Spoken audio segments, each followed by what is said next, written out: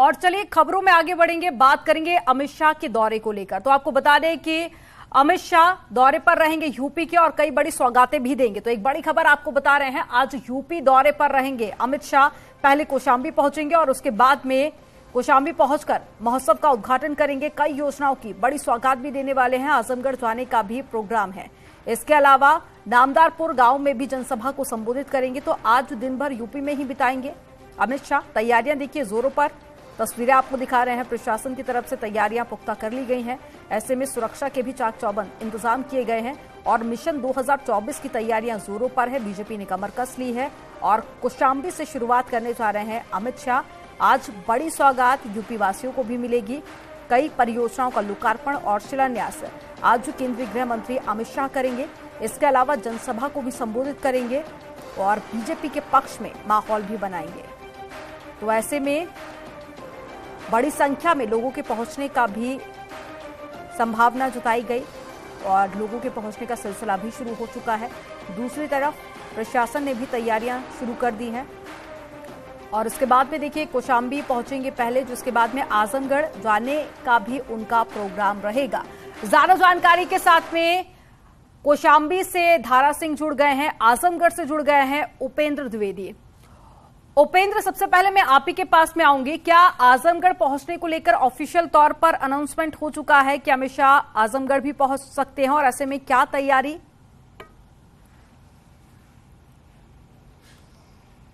देखिए, करीब 3:30 बजे गृह मंत्री अमित शाह और मुख्यमंत्री योगी आदित्यनाथ के आजमगढ़ आने का कार्यक्रम है और हरिहरपुर में संगीत महाविद्यालय का सौगात देंगे आजमगढ़ को।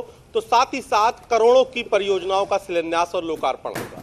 लेकिन चूंकि ये वक्त निकाय चुनाव का है और अगली साल लोकसभा चुनाव है, ऐसे में अगर आप देखिए तो पिछली बार भी लोकसभा चुनाव का आगाज या जिसे कह सकते हैं कि रणभेरी खुद गृह मंत्री अमित शाह ने इसी आजमगढ़ की धरती से बजाई थी। तो ऐसे में माना जा रहा है कि आजमगढ़ की धरती से पूर्वांचल के लिए मिशन 2024 का आज आगाज होगा। इसका महत्व समझने के लिए आपको समझना होगा हरिहरपुर जहां पर संगीत महाविद्यालय के आज सौगात देंगे गृह मंत्री अमित शाह और मुख्यमंत्री योगी आदित्यनाथ।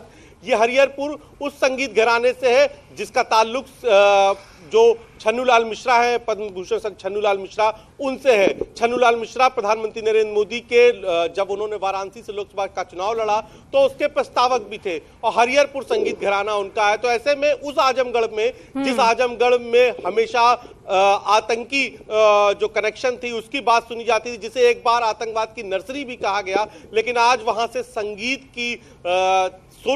की सुरधारा बहाने के लिए खुद गृह मंत्री अमित शाह और मुख्यमंत्री योगी आदित्यनाथ आ रहे हैं और हरिहरपुर में आज संगीत महाविद्यालय की नींव पड़ने जा रही है।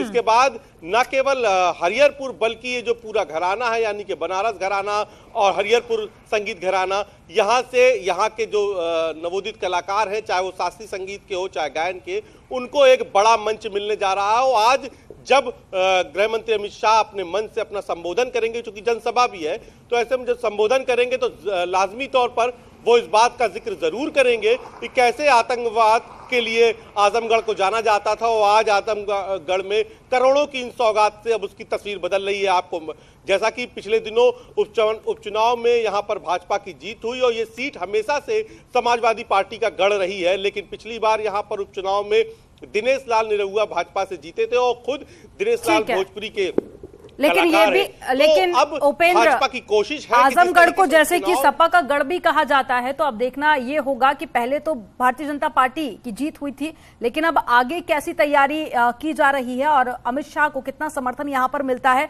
धारा सिंह भी कौशाम्बी से हमारे साथ में जुड़े हुए हैं। धारा का रुख कर लेते हैं। धारा, तस्वीरें तो आप दिखाइएगा कि तैयारियां कैसी हैं, लेकिन इसके अलावा अगर चुनावी समीकरण की हम बात कर ले तो काफी लंबे वक्त तक बीजेपी की सरकार रही, लेकिन उसके बाद में 2022 में जिस तरह से सपा ने सीट जीतकर यहां पर विजय का परचम लहराया, लेकिन उसके बाद से अब अमित शाह का दौरा कितना ज्यादा खास माना जा रहा है और साथ ही जो वहां की जनता है उनमें कितना उत्साह देखा जा रहा है इस दौरे को लेकर?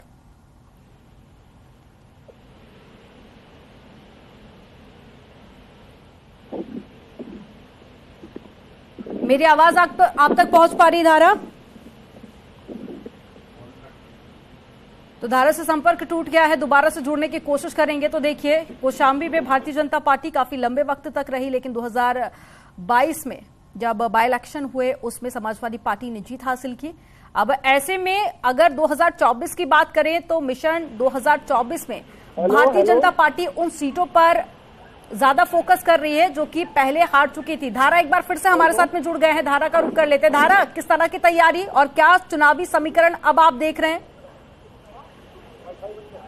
जी बता दें कि केंद्रीय गृह मंत्री अमित शाह कुछ ही देर में यानी 1 घंटे में उनका आगमन कौशाम्बी होगा। कौशाम्बी के फैसला मैदान में वो पहुंचेंगे, जहां कौशाम्बी महोत्सव का उद्घाटन करेंगे। इसके साथ ही 612 करोड़ की 117 परियोजनाओं। ठीक है, आप नजर बनाए रखिएगा, आगे भी आपसे अपडेट लेंगे जब अमित शाह पहुंचेंगे। तो देखिए, अमित शाह का दौरा बेहद खास माना जा रहा है, जिसको लेकर आगे भी आपको अपडेट देंगे।